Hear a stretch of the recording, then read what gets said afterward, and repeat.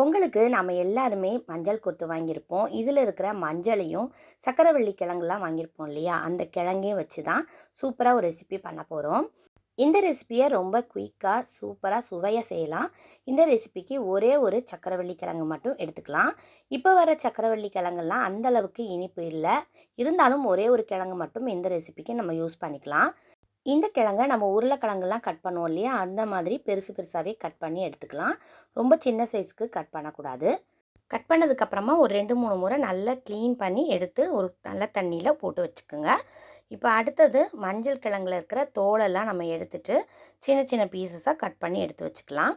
இப்போ ஒரு குக்கர் எடுத்துக்கோங்க. அந்த குக்கரில் பூண்டு ஒரு 10 பல் பூண்டு நான் போட்டுக்கிறேன். சின்னதாக இருந்தால் ஒரு 10 பல்லுக்கு மேலேயே போட்டுக்கலாம். பெரிய பூண்டு பல்லாக இருந்தால் ஒரு 5, 6 போட்டுக்கோங்க போதும். 2 பச்சை மிளகாவை இந்த மாதிரி 2ஆக கீறி போட்டுக்கலாம். ஒரு தக்காளி பழத்தை கட் பண்ணி இதில் சேர்த்துக்கிறேன்.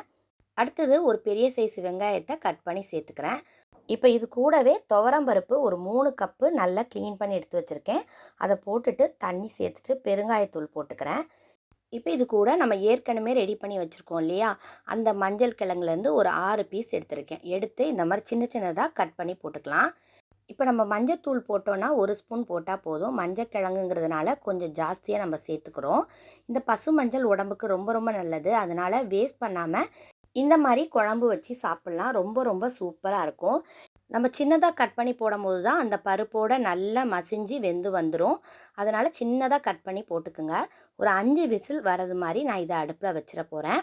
5 விசில் வந்ததுக்கப்புறமா தான் நான் இதை ஓப்பன் பண்ணுறேன். ஒரு 10 நிமிஷம் கழித்து பாருங்கள், நல்லா குழஞ்சிருக்கு. இப்போ நம்ம கரண்டியை வச்சு நல்லா மசிச்சு விட்டுறணும். இந்த மாதிரி நல்லா மசிச்சிட்டோன்னா அந்த மஞ்சள் கட்டிகளும் நல்லா உங்களுக்கு மசிஞ்சு போயிடும். இப்போ இதில் கொஞ்சமாக புளியை உருட்டி சேர்த்துக்கிட்டேன். இப்போ இது கூட நம்ம ரெடி பண்ணி வச்சுருந்த சக்கரவள்ளி கிழங்கையும் சேர்த்துக்கலாம். சேர்த்துட்டு தனியாத்தூள் ஒரு 6 ஸ்பூன், மிளகாய்த்தூள் ஒரு 3 ஸ்பூன், அது உங்களோட காரத்துக்கு ஏற்ற மாதிரி நீங்கள் சேர்த்துக்கலாம். இப்போ இந்த சூடுலேயே நல்லா இந்த மிளகாத்தூள் தனியாத்தூள்லாம் போட்டு நல்லா கலந்துக்கணும். அப்போ தான் இதோட ரா ஸ்மெல் எல்லாமே போகும். இப்போ இதில் உப்பு தேவையான அளவு சேர்த்துக்கிட்டேன். சேர்த்துட்டு இதையும் நல்லா மிக்ஸ் பண்ணிக்கலாம். குக்கரை ஓப்பன் பண்ணும்போதே நல்ல மனம் உங்களுக்கு வர ஆரம்பிக்குங்க. அந்த பச்சை மஞ்சள் போட்டிருக்கனால இதோட மனம் ரொம்ப வித்தியாசமாக சூப்பராக இருக்கும். இப்போ இதில் தேவையான அளவு தண்ணி ஊற்றிட்டு அதுக்கப்புறமா நம்ம ஒரு 2 விசில் வச்சிடலாம் அடுப்பில் வச்சு. இந்த மாதிரி லாஸ்ட்டாக நீங்கள் இந்த கிழங்கை சேர்க்கும் போது இந்த கிழங்கு வந்து குழையாமல் உங்களுக்கு சூப்பராக கிடைக்கும். இப்போ 2 விசில் வந்ததுக்கப்புறமா ஒரு 10 நிமிஷம் கழித்து நான் ஓப்பன் பண்ணுறேன். பாருங்கள், கிழங்கு எதுவுமே குழையவே இல்லை. உங்களுக்கு சாப்பிடும் போது அந்த கிழங்கு தனியாக கிடைக்கும் உங்களுக்கு. அதே நேரத்தில் இது மசிஞ்சு போச்சுன்னா கொஞ்சம் இனிப்பு சுவை வரதுக்கும் சான்ஸ் இருக்குது. அதனால் அப்படியே போட்டு ஒரு 2 விசில் வச்சுட்டு எடுத்துருங்க. இப்போ நம்ம இதுக்கு தாளிப்பு கொடுத்துடலாம். தேங்காய் எண்ணெய் தான் நான் ஊற்றியிருக்கேன். எண்ணெய் சூடானதும் கடுகு, வெந்தயம், ஜீரகம் நல்லா பொரிஞ்சதுக்கப்புறமா கொஞ்சம் கருவேப்பிலை போட்டுட்டு அதை அப்படியே சூடோடு இருக்கும் போதே இந்த குழம்புல அப்படியே ஊற்றிடுங்க.